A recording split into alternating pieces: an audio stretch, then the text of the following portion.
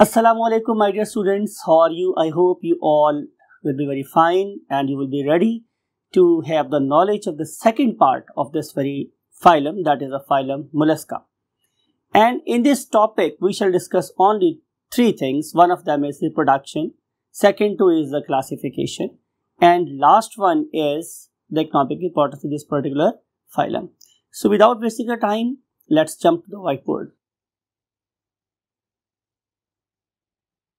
Yes, my dear zoologists, particularly invertebrate zoologists, you know we are discussing the phylum that is called as phylum of soft-bodied organism, that is none other than phylum Mollusca.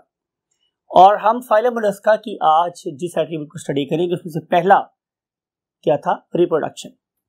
अब reproduction में हमने discuss कर दी है number 1 पे sexes. तो information that we want to impart to your fertile brain is कि जो sexes हैं दे आर सेपरेट. इसका मतलब ये है कि जो male you can say molluscs हैं they are definitely different entities as compare to the female. ज़ाहिर है मेल ऑर्गेनिज्म मुख्तलिफ होता है और फीमेल मुख्तलिफ होता है. और अगर हम सेक्सुअल डाइमॉर्फिज्म की बात करें कि जैसे कि हम देख के पे बता सकते हैं कि जनाब ये एक लड़का है या एक लड़की है या एक मर्द है या एक औरत है, तो क्या मैं दो डिफरेंट ऑर्गेनिज्म के जेंडर्स को, सेक्सेस को on the basis of external appearance बयान कर सकता हूं? तो answer is no. It means there is no sexual dimorphism in these very organisms. और अगर आप दिखना चाहते हैं कि इनमें से मेल स्क्विड कौन सा है या फीमेल स्क्विड कौन सा है, तो then you have to carry out its surgery. और आपको पता है कि अगर हम सर्जरी करेंगे तो we have to have the finding of primary sex organs के if these primary sex organs are testes तो ये क्या होगा, मेल. और अगर इसमें प्रेजेंट हुई ओवरीज तो फिर ये क्या होगी, female. As far as a fertilization is concerned, तो fertilization is usually internal और इस particular internal fertilization के result में they will give rise to a fertilized egg और उस fertilized egg की अगर मैं डेवलपमेंट देखूं तो वो कैसी है, इनडायरेक्ट.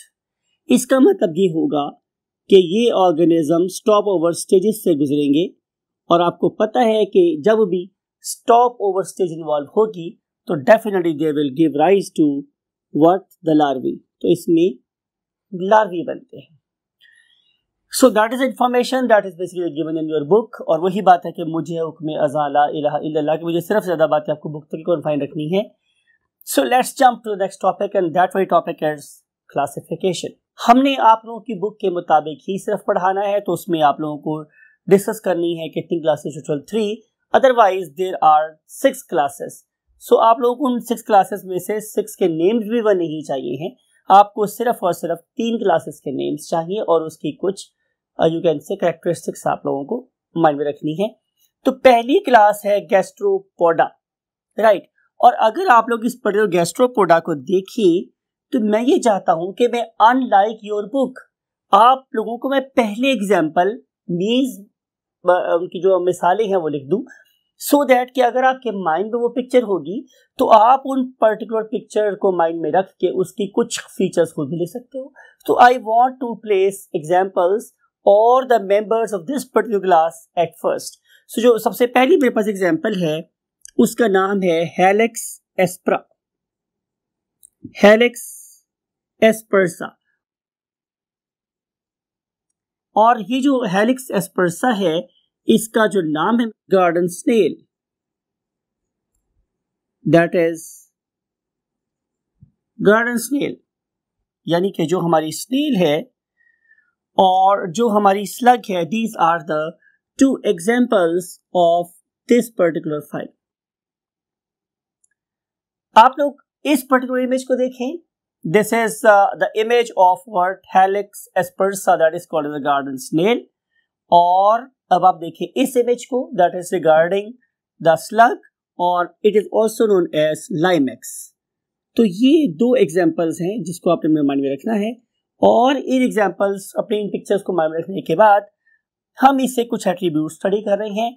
याद रखिएगा कि मेरी हमेशा आदत रही है कि मैं अगर आपको 3 क्लास से पढ़ा रहा हूँ या 4 क्लास से पढ़ा रहा हूँ, तो मैं आप लोगों को उनके जितने भी पैरामीटर हम स्टडी करें सबका कंपैरेटिव एनालिसिस दें। तो हम क्या करेंगे कि हम सिमेट्री, उसके बाद उसके डायग्नोस्टिक फीचर या डायग्नोसिस, फिर हम उसकी हैबिटेट और फिर हम उसकी रेस्पिरेशन, और एक चीज और ऐड करना चाहूंगा दैट इज लोकोमोशन। तो हम इनको आपस में कंपेयर कर लें, राइट।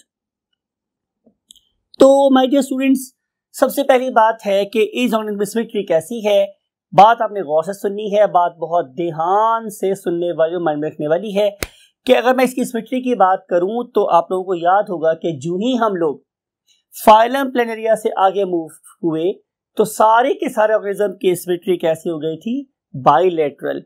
लेकिन आपको ये वाली बात भी याद है कि हमने ये बोला था कि इस पर्टिकुलर ग्रुप जिसे हम गैस्ट्रोपोडा बोलते हैं, वहां पे एक फिनोमिना ऑपरेट हुआ था, and that very phenomena was torsion, right. उस पर्टिकुलर टॉर्शन के प्रोसेस की वजह से इन पर्टिकुलर गैस्ट्रोपोड्स की सिमेट्री लॉस हो गई थी। तो हम लिखेंगे कि सिमेट्री इनिशियल कैसी है, बाइलेटरल, ठीक है, but finally it is asymmetrical, और एसिमेट्रिकल होने की वजह मैंने आप लोगों को बताई है, and that very thing is called as torsion, ठीक है। What is their diagnostic feature, अभी डिस्कस हुआ, यस एक्सेलेंट, आपने बिल्कुल ठीक जज किया है कि इन ऑर्गेनिजम्स की जो सबसे बड़ी पहचान है कि they have got the external coiled shells. इनका एक ही शेल होता है, और इस पर्टिकुलर कॉइल्ड शेल की सबसे बड़ी फीचर यह है कि उन्हें हाइडिंग स्पेस प्रोवाइड करता है। इस पर्टिकुलर शेल का जो सबसे लास्ट पार्ट है, लास्ट फ्रेगमेंट है, वो according to the size of the animal होगा। एनिमल अपने आपको उसमें छुपा भी सकता है, और जब खतरा टल जाएगा तो अपने आपको उसमें से बाहर भी निकाल सकता है। तो ये उनका बड़ा एक यूनिक फीचर है। इसका सबसे बड़ा फायदा क्या है, protection, right. And then if you look at the habitat, these organisms they are basically both aquatic and terrestrial in habitat, यानी कि ये ऑर्गेनिजम्स एक्वाटिक भी होते हैं और टेरेस्ट्रियल भी होते हैं। लेकिन अगर ये टेरेस्ट्रियल हुए तो फिर ये पानी के बहुत ज्यादा क्या होंगे, पास होंगे, they are not very far away from the water bodies. And if you look at their respiration, तो वेरी सिंपल, अगर तो ये हुए मेरे पास एक्वाटिक, तो ये वाले ऑर्गेनिज्म रेस्पायर करेंगे by means of none other than gills. तो ये गिल्स से रेस्पायर करेंगे, ठीक है। और अगर ये एक्वाटिक ना हुए बल्कि टेरेस्ट्रियल हुए तो डेफिनेटली इनकी जो मेंटल कैविटी है वो उसमें रोल प्ले कर रही होती है। ये आपको याद होगा कि हमने इनके बात की थी बुक लंग्स के बारे में। अब आपने जरा एक बात को गौर से सुनना है कि मैंने बहुत डिटेल से डिस्कस किया था लास्ट लेक्चर में कि अगर आप इनकी लोकोमोशन को देखोगे तो they have got only 1 foot, इनका सिर्फ और सिर्फ 1 पांव है, only 1 foot, and that very foot is asymmetrical. और आपको याद होगा मैंने एक टर्म यूज की थी अंडुलेटिंग मूवमेंट्स, कि इनकी जो इम्बैलेंस्ड मूवमेंट है that is called as undulating movement. और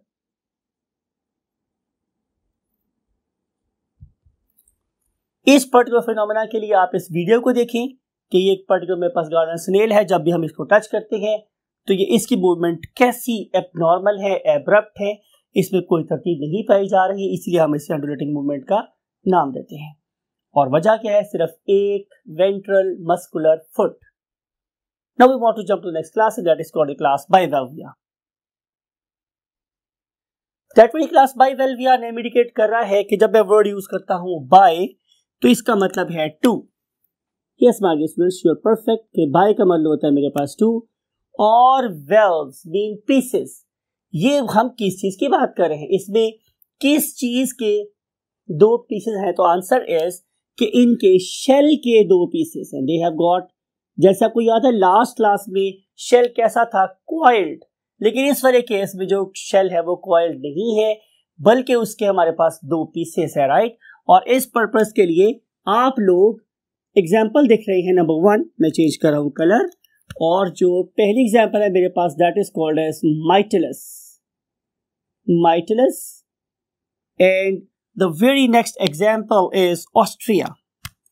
And if you want to know the meaning of Austria or you want to listen कि Austria क्या होता है, तो ये होता है my dear students what? Very famous, जिसे हम सिप या मोती बनाने वाला ऑर्गेनिज्म बोलते हैं, राइट? ओएस्टर भी कहा जाता है इसको, राइट? ऑस्ट्रिया इसका बायोलॉजिकल नेम है, ओएस्टर इसका कॉमन नेम है, और Mytilus it is the example of fresh water mussels. If you look at their symmetry is always bilateral. इनकी सिमेट्री हमेशा कैसी होती है स्टूडेंट्स? बाइलेटरल. लेकिन इनकी जो इनका जो ऑर्गेनिज्म है it is definitely not very circular but it is compressed, right? Compressed organism है. और जो इसका डायग्नोस्टिक फीचर मैंने अभी आप लोग डिस्कस किया कि their diagnostic feature is presence of what? External shell, and that with external shell it has got 2 pieces. ये बिल्कुल 2 पीसेस होते हैं और ये अपनी डोर्सल साइड से अटैच होते हैं, और इनको हम वेंट्रल साइड से एक दूसरे से दूर कर सकते हैं यूजिंग यू कैन से मसल्स, और इन मसल्स को हम लोग एडक्टर मसल का नाम देते हैं, राइट? अगर हम इस सर्जरी करेंगे तो आप लोगों को इस शेल के अंदर वाली साइड पे एक ऊपर और एक नीचे मसल नजर आएगा. जब ये वाले मसल रिलैक्स होते हैं तो ये शेल के 2 पीस एक दूसरे से दूर चले जाते हैं. ऑर्गेनिज्म अपने विसरा को, अपने सॉफ्ट बॉडी पार्ट को बाहर निकाल सकता है, लेकिन जो ही खतरा होगा ये अपने विसरा सॉफ्ट बॉडी पार्ट को अंदर की तरफ रिट्रैक्ट कर लेगा और इन एडक्टर मसल्स को कॉन्ट्रैक्ट करेगा, और it will remain safe at least from those organisms के जिनकी फोर्स डेफिनेटली इस एडक्टर मसल से कम है. If you look at their habitat, तो these organisms they are basically aquatic. ये organisms सारे के सारे aquatic organism हैं. None of them is present on the face of land, that is a terrestrial. And if you look at their respiration, you're very perfect. The organ of respiration is nothing other than what? The gills. तो ये gills से ही respire करते हैं, और जो gills हैं they are basically present in the cavity that is called as a mental cavity.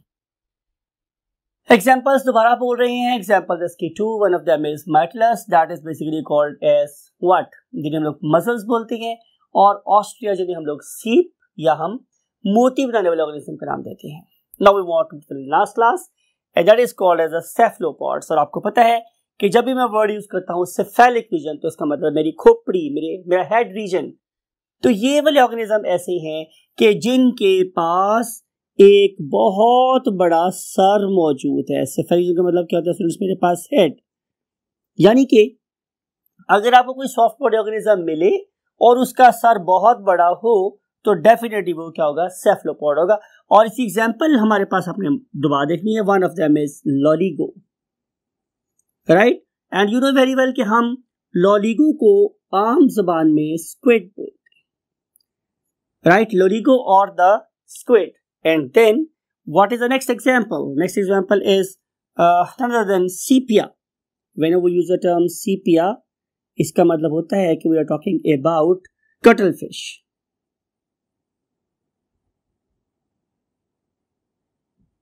Right? And last but not the least is the octopus. Octopus. And what is the name of this particular? You can say Nautilus.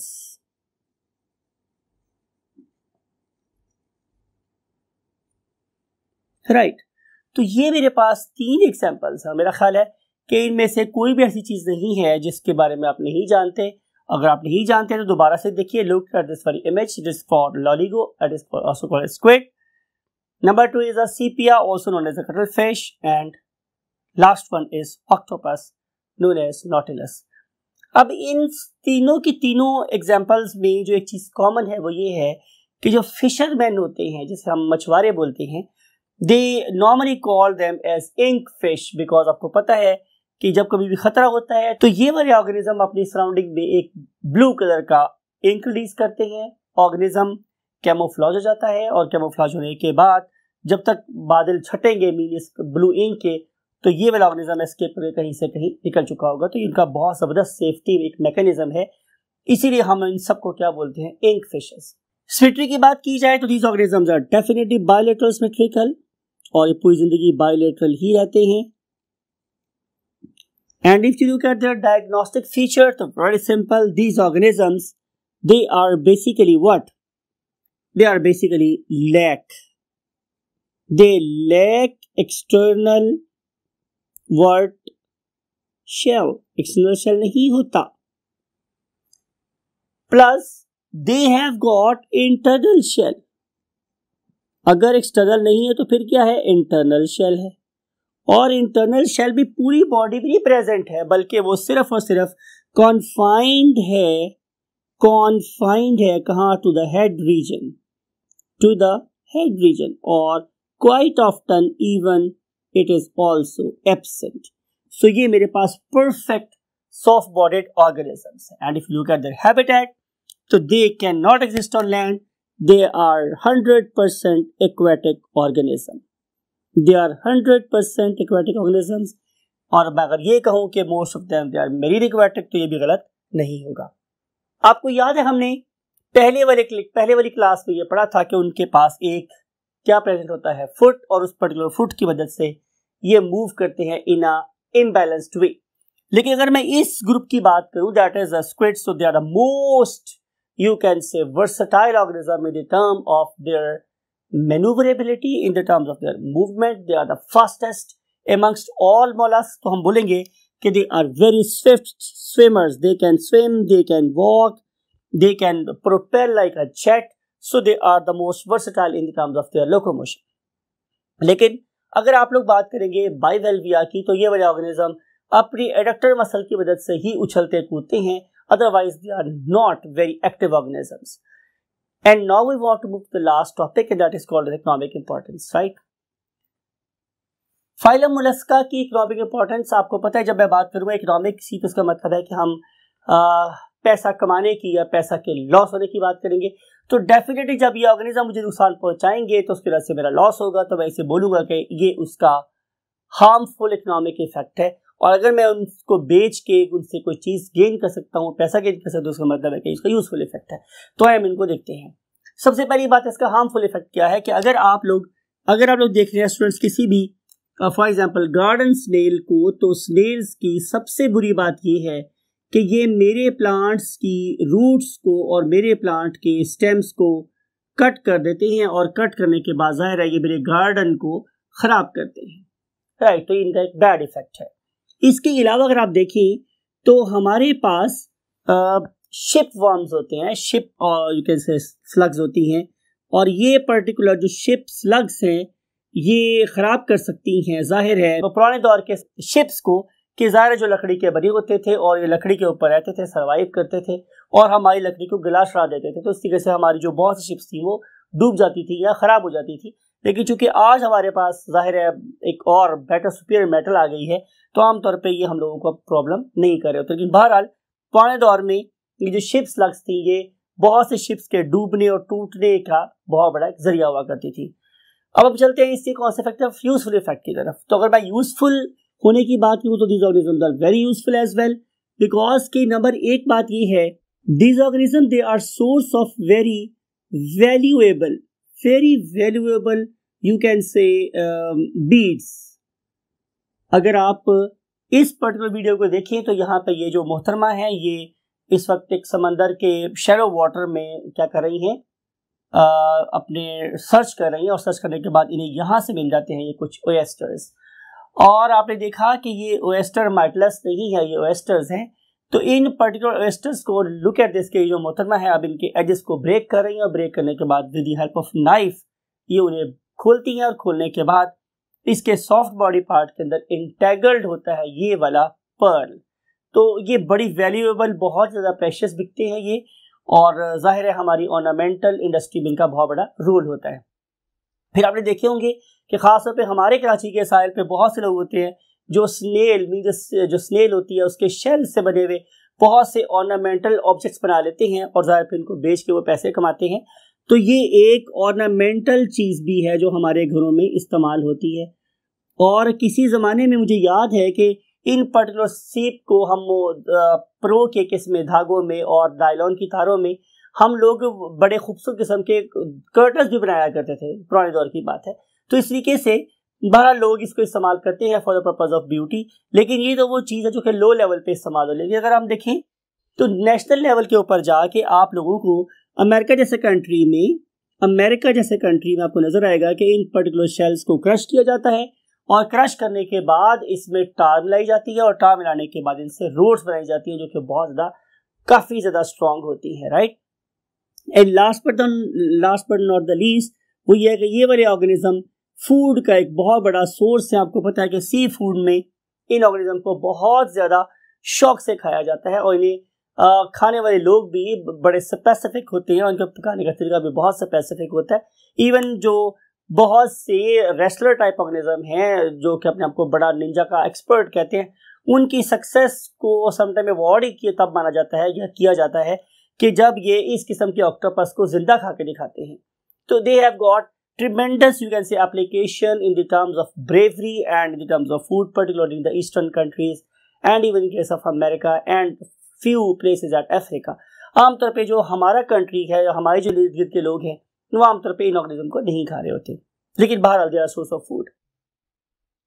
Interesting feature last का topic है और इसको understand करने के लिए मैं आपको definitely यहीं पे चाहूंगा कि मैं आपको कहूँ खुदा हाफिज। और इसके लिए मैं आपको छोड़ के जा रहा हूं इस एक वीडियो के साथ, और इस वीडियो में आपको क्या नजर आया, लुक एट दिस, कि इस ऑर्गेनिज्म को अगर आप देखेंगे तो that is very marvellous organism and that is none other than the octopus. This octopus is you can say very very capable, उसमें बिल्कुल सही मौजूद है कि ये अपने आप को कैमोफ्लॉज कर ले। कैमोफ्लॉज का मतलब है रंग को बदल ले, लेकिन कैमोफ्लॉज का मतलब सिर्फ रंग बदलना नहीं होता, बल्कि एक टर्म हम यूज करते हैं मिमिक्री। मिमिक्री का मतलब होता है अपने आप को कॉपी करना। लुक एट दिस के इस ऑर्गेनिज्म में ये सबसे बड़ा फीचर है कि अगर किसी करीब कोई प्लांट होगा तो ये अपने आप को प्लांट जैसा कर लेगा, अगर इसके पास कोई स्टोन है तो अपने आप को स्टोन जैसा कर लेगा, और अगर ये हमारे शैलो वाटर में पेबल्स भी पत्थरों के दरम्यान में है तो अपने आप को पत्थरों जैसा कर लेगा। ये अपने रंग को भी बदल सकता है। ये जो कैमोफ्लॉजिंग एबिलिटी है, इट इज मार्वेलस, और ये आप लोगों को किसी और ग्रुप में इतनी ज्यादा प्रोनाउंस नजर नहीं आती है, राइट। तो पहला इंटरेस्टिंग फीचर हमारे पास इसका क्या है, ये है।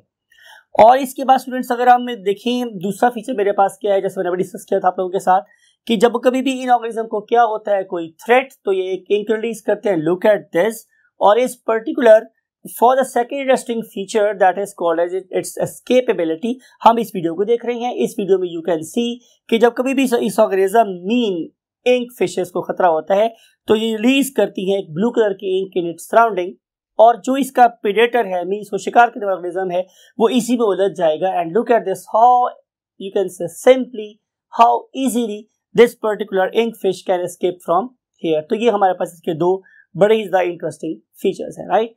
इन फीचर्स के साथ I will recommend for you people कि आप interesting you can say mollusc लिखकर यूट्यूब को जरूर विजिट करें, और आपको नजर आएगा कि अल्लाह ताला ने इन ऑर्गेनिजम्स को इस तरह की और बहुत सलाहियतों से नवाजा है।